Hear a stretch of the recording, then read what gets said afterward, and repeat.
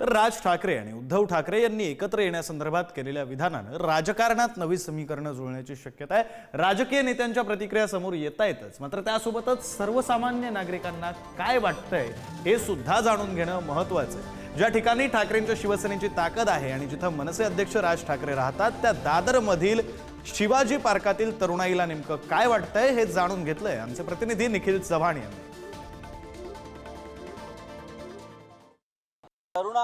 तरुण आहेत ते जाणतात राजकारण नक्की काय चालतं आणि या राजकारणामधूनच होणारे बदल देखील ते अनुभवत असतात। मित्रा, काय सांगशील तू? वक्तव्य दोघांचंही ऐकलं असेल। या ठिकाणी काय वाटतं, राज ठाकरे आणि उद्धव ठाकरे यांनी एकत्र यावं का, आणि एकत्र आले तर काय एक परिणाम आहेत, काय एक बदल आहेत ते होऊ शकतात? एकत्र यावं दोघांनी, कारण आपल्या मराठीसाठी एकत्र यावं, महाराष्ट्रासाठी एकत्र यावं। कारण आजकाल मराठी भाषेला दर्जा नाही, तेच आपले राज ठाकरे जिथे जातील तिथं मराठीसाठी बोलतात। हे जर उद्या एकत्र आले, दोन भाऊ एकत्र आले तर नक्कीच आपल्या महाराष्ट्राला फायदा होईल, कुठेतरी मराठी माणसाला फायदा होईल।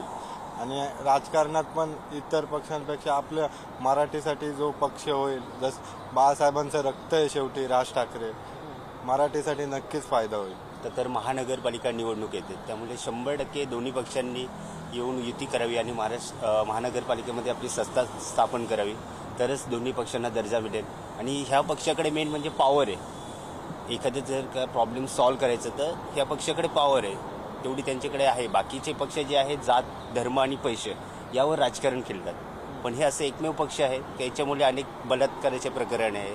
हे गोष्टी सर्व थांबू शकतात, कारण की मराठी लोक एकत्र येतात, त्यासाठी हे अत्याचार कुठेतरी थांबतील। आणि महाराष्ट्राची ही आपली महाराष्ट्र मुंबई पाहिली तर आर्थिक राजधानी आहे, जो महसूल जो मिळतो सर्वात मुंबईकडून मिळतो, त्यामुळे दोन्ही पक्ष एकत्र आले तर कुठेतरी स्कॅम वगैरे हे गोष्टी थांबू शकतात। मला असं वाटतं की दोघं एकत्र आले पाहिजे, कारण की त्याच्याने काय होईल की आपले जे पॉलिटिक पॉवर आहे ते दोघांकडे पण असेल। राज ठाकरेंचं म्हणजे बेधडक बिंदास बोलणं आहे ते कुठेतरी आपल्याला फायदेशीर ठरेल, कारण आणि उद्धव साहेब जे आहेत ते पण त्यांचं काम चांगलंच करतं, असं नाही की नाही करत। स्कॅम तर हे पूर्वीपासून चालतच आलेत आणि ते चालतच राहणार आहेत, त्यांच्यात काय बदल तर काय होणार नाही आहे। पण पुढच्या पिढीसाठी जर आपण मराठी माणसासाठी जर बघितलं तर हे दोघं एकत्र आले पाहिजेत, कारण की सध्या खूप हाल चालू आहे। आत्ताच आपण घाटकोपरचं पण एक बघितलं असेल की त्या मुलीला गुजरात्यांनी राहून नाही दिलं,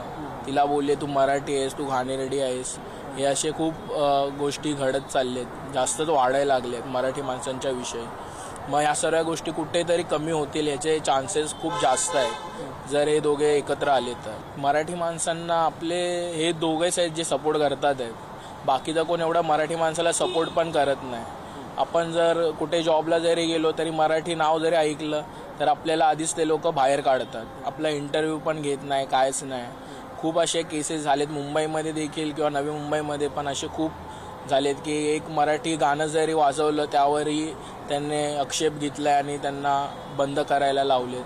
तर अशा केसेस खूप घडल्यात, सध्या तरी खूप घडतात आहेत। मग हेच आहे की या दोघांनी एकत्र येऊन मराठी माणसाला कुठेतरी सपोर्ट केलाच पाहिजे, तर मराठी माणूस पुढे जाणार। राज ठाकरे आणि उद्धव ठाकरे यांच्यामध्ये युती होते का, आणि जर असं हे दोघंही भाऊ एकत्र आले तर महाराष्ट्रातील राजकारण नक्की कुठलं वळण घेते हे देखील पाहणं तेवढंच महत्त्वाचं ठरणार आहे। व्हिडिओ विकास कळवेसह निखिल चव्हाण, पुढारी न्यूज, मुंबई।